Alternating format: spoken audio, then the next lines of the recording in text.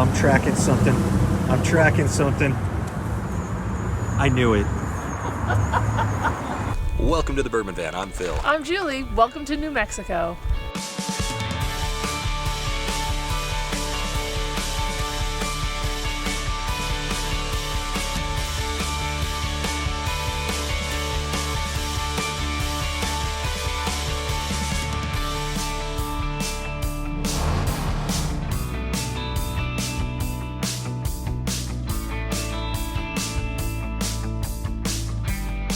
We skipped across a fair chunk of New Mexico to get to Las Cruces, New Mexico, and that's our jumping off point for this video. We are going to head out of here to White Sands National Park. We are going to go to a little town called Alamogordo to see the world's largest pistachio. You don't want to miss that kind of stuff, do you? And then from there, we are going to the alien capital of the world, Roswell, New Mexico, and we're bringing you along for the ride. We're so stoked for this. We don't know anything about New Mexico. And we're drinking some good whiskey today. That's right. We had a little bit of luck at a place called Kelly's Liquors in Las Cruces, New Mexico. Check this out. A single barrel of 1792. It was $40. That is bananas to me because of all the 1792s, I actually think that this one is my favorite. And the other thing is, when you're in New Mexico, you have to purchase something from New Mexico True. In fact, this is from Colkegan in Santa Fe. This is a cask strength single malt. We got this one for 85 bucks, 118 proof, and we got to try 100 proof recently. Tom, our new friend in Tucson, gave us some and it was amazing. And so we're really stoked for this. Can't wait to give this a try. Well, that was taken from a video that we shared with our Patreons a couple of weeks ago, so they knew that this was coming a little bit. What we're going to be enjoying today, 1792 single barrel of a single barrel.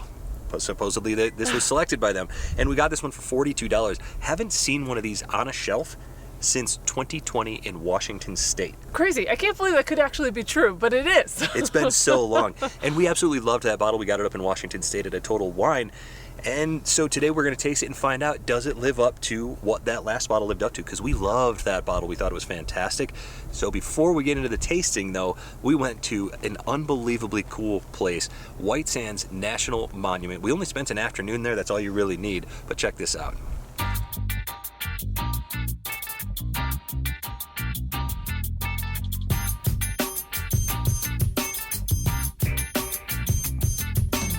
We are starting with the Dune Life Nature Trail. Look how beautiful the sand is, which is actually gypsum, not really sand, I guess. So that's really cool.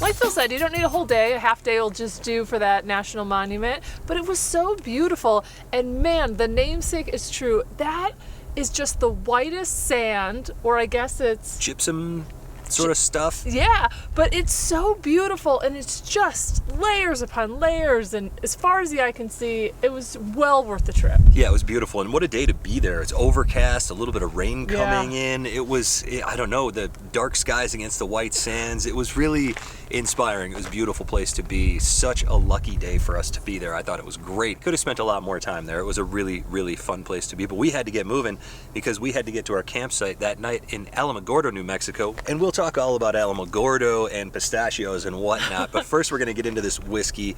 This is the 1792 single barrel of a single barrel from Kelly Liquors, 98.6 proof. You think they did that on purpose? Like the body temperature? Yeah. I had to think about what you were talking about. No, I don't think they just got lucky. All right, on to the nose.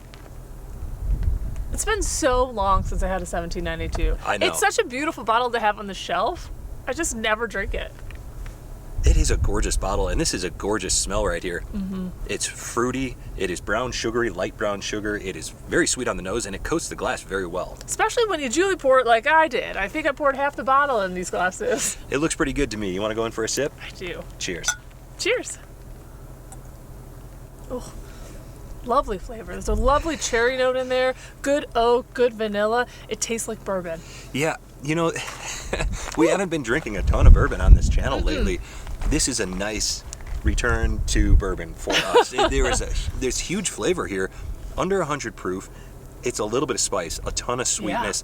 Finish is lingering. I like that late note spice that comes through. 98 proof, you're not expecting too much on the finish, but the flavors are really robust. And on the finish now coming through is that you can taste it, you can smell it. It gets in your senses when you walk into an old barrel house. It really takes you someplace. That is a special feeling on a whiskey. Yeah, it drinks a little thin. Flavors make up for the thinness that it drinks. But man, I really like the finish. There's just a little hint of tobacco on the finish that's really nice. Pleasant. Pleasant indeed. Now let's talk about something else very pleasant.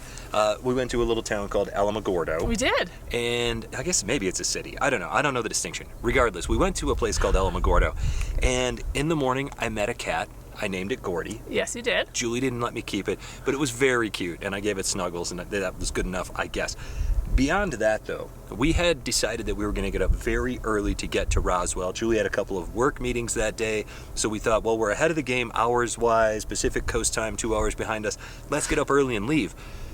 Then we saw that a few miles north of us, there was the pistachio farm. The largest pistachio in the world. So we had to go to PistachioLand for pistachio ice cream. They didn't open until 10, so we didn't get our early start because we had to prioritize some things. What we prioritized was pistachio ice cream and some of this silliness right here.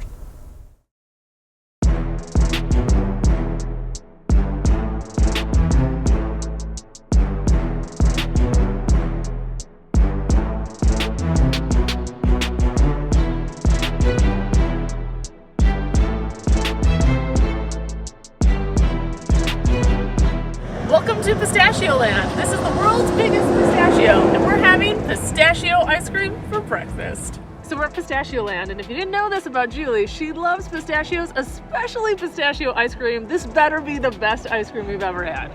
I can't use my spoon and record with one hand. Oh, that's really good.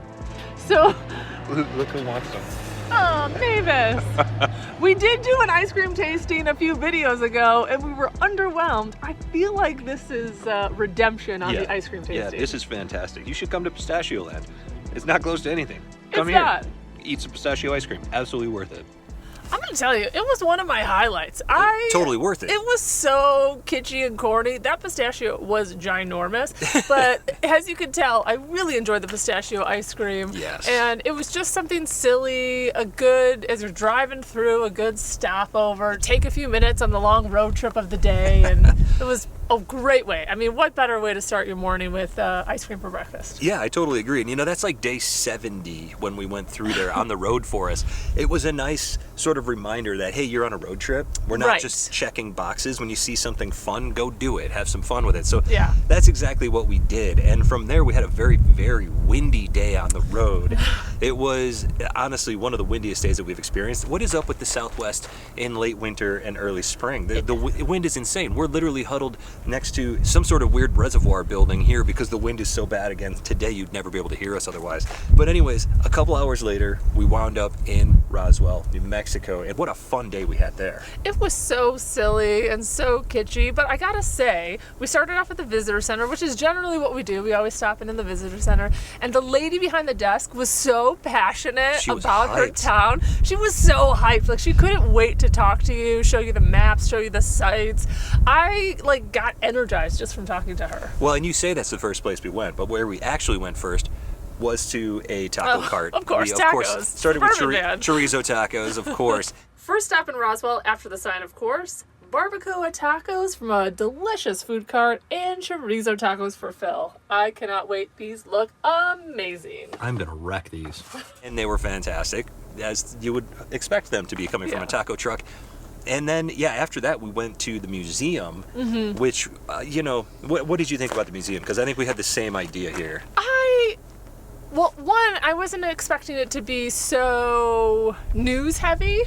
I thought it would be a little kitschy and corny, and there definitely was a little bit of that in there. Yeah. In my opinion, it's too much information for anyone to read. Like, there is conspiracy theories here, and military stories there, and UFO sightings over here, and it's just like, it's so condensed. Like, it's paragraphs and paragraphs that fill every single wall. It's just too overwhelming. Well, there's no hierarchy to it. It's like it's like going into a conspiracy theorist's house and opening their closet, and it's just articles everywhere. Where do you start? Where do you stop? We still managed to have a pretty good time. I had a great time. It's just, I left there thinking, I didn't really learn anything because it was just too much to read. It was overwhelming information, but it was worth the $7 a head to get in there. We did have some fun.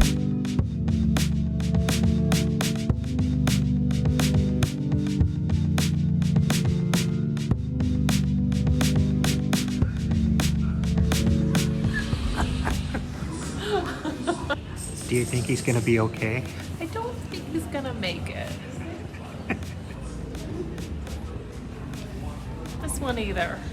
I think they need some more test tubes. There's not nearly enough test tubes. Is this guy gonna make it? And from there, it was off to the spacewalk. So we had seen and heard about this. It's a blacklight experience, and it was only $6, so we had to try it out, and it was silly. It's probably everything that I expected of Roswell to be. Yeah. Silly, fake aliens, cool tunnels with lights, and I had a great time. We actually went through it twice. It's not very long. Can we come up?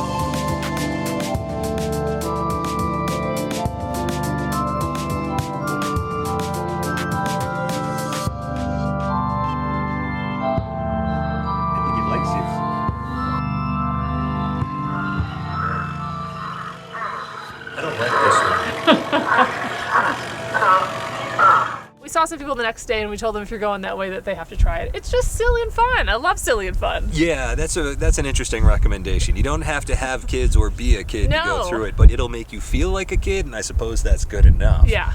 Yeah, Roswell, what can we say about it? When we told people we were going to Roswell, everybody that you tell gets really excited. They do. When you mention it, and why not? I mean, it's part of Americana by now. It's part of the lore of Americana, and it was just as silly and hokey and weird as I expected it to be. But now we need to get back to this whiskey. And I remember thinking $42 for a 1792 felt like a good deal. And I don't say that very often.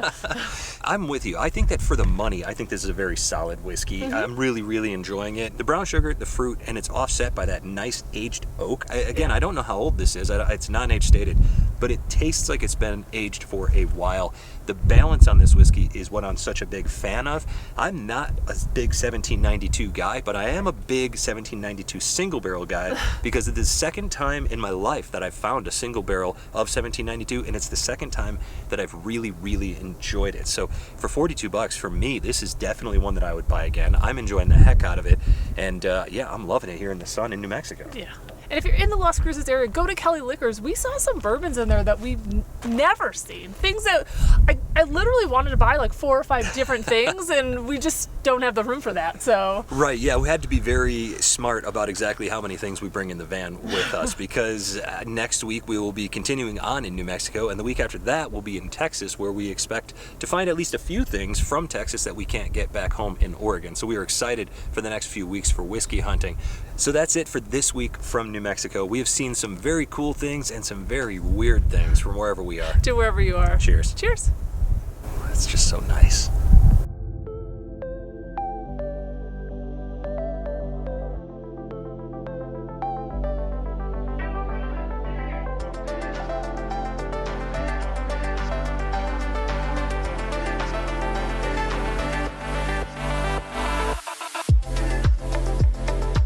us next week. We're going to Carlsbad Caverns and a place that I never heard of before, the Guadalupe Mountains. You don't want to miss it.